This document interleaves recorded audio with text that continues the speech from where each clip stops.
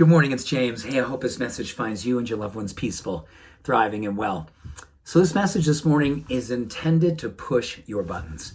It's intended to push my buttons. That's why I want to talk about today. You know, it's like when someone's going to share something from their heart, it's usually because it's something they're working on as well, or something they would love to see in the world.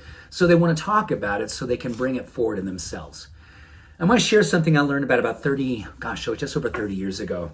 My first trip to India, spending time in Nepal and Tibet, India, doing a lot of meditation work, and in particular doing a long retreat where I got a chance to be in silence for over 4 full weeks, really working on something that was presented to us just before we began this experience of mindfulness and silence. It was called samma vaca, which in Sanskrit means perfect words. And it talked about how in the idea of meditation, we have a lot of words that come up. Descriptions, hurt, pain, judgment, sadness, along with some gratitude and some joy and some love. But it's interesting, a lot of times when people are sitting still for a long period of time and they get a chance to do it for long enough, when things start to settle, a lot of stuff comes up. Do you ever feel that in your life? When things settle, then things come up. So samma vaca is built on the idea of how it is that you can distinguish between the words of truth and the words that are not elevating you. And with enough work, when we open our mouth, we typically, hopefully, are bringing forward words that are elevators and buoy makers, if you will, buoying up others with a sense of love and possibility as well. Isn't that beautiful? Samma vaca.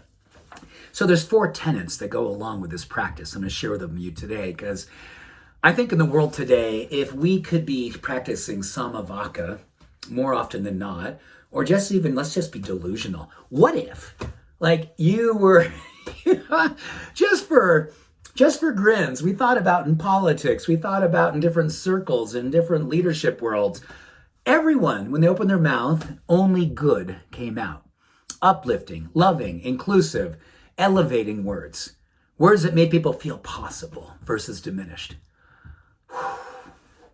Wouldn't that be something? Oh, I just love to hold that in my heart. It's just, imagine that. Just imagine that. So the first one, no false speech, no lies. And this was in particular directed to when we open our mouth, do we diminish others thinking that we know something that may not be the truth, but just because it's easier to make blanket statements, can we do that? All people who vote this way, we're just going to go ahead and assume they're all this way. All people who do this certain thing or say, they're all this way. And we put them in a group collective and we cast a spell, a word being a wand, to put them in a place that we feel comfortable. Can we keep ourselves from doing that? Number 1. Number 2, no slander, no words of disharmony. Wow. Can you imagine if every time you opened your mouth or every time you were thinking towards yourself, it was only of harmony? And if you had nothing of harmony to say, then you didn't necessarily feel the need to open your mouth and say anything at all. That is a great practice. Number 3, abstaining from rude or abusive or diminishing language. Pretty similar to number 2, but this one I think can go along with we get ourselves an opportunity to consider that when we feel the need to be heard, take a moment, take a breath, check in with your heart and say, I am going to be heard for being a lover. I'm going to be heard for being someone who includes. I'm going to be heard for being someone who is a demonstration of love and hope and inclusion and possibility, an elevator of energy.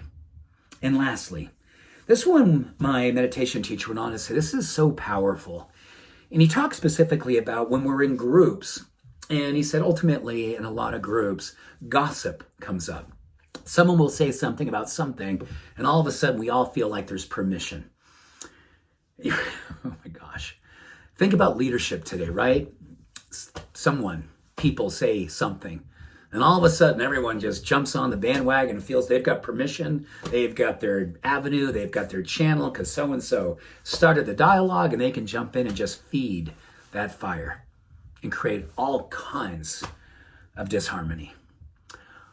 One of the things that I believe is so powerful as a human today, be able to discern when you're in a group, and that if that begins to happen, how courageous can you be to say something such as, you know what, that person isn't here, or I don't know if that's the truth, or I don't believe this is going to elevate any of us to say anything more about this. I don't believe this is going to elevate any of us to say anything more about this. Wow, no gossip. And if that doesn't work, you can kindly, with love, just step away. Samma vaca, perfect words, right speech. A beautiful time to use the power of free speech to be a freedom giver in the way that includes all walks, all faiths, all orientations, all beings. Bless when you open your mouth, you open your heart. And together we create a circular experience of love. What a beautiful opportunity to rise and shine. Thank you. I appreciate you and I see you. Much love and every blessing. Bye for now.